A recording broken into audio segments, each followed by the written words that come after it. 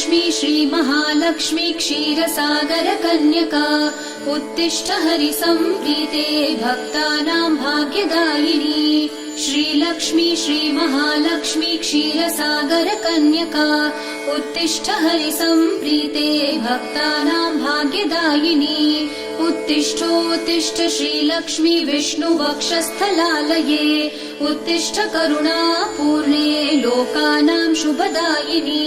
उत्तिष्ठोत्तिष्ठ श्रीलक्ष्मी विष्णुवक्षस्थलालये उत्तिष्ठ करुणापूर्णे लोकानां शुभदायिनी। श्रीपद्ममध्यवसिते वरपद्मनेत्रे श्रीपद्महस्तचिरपूजित पद्मपादे श्रीपद्मजात जननी शुभपद्मवक्त्रे श्रीलक्ष्मी भक्तवरदे तव सुप्रभातम्।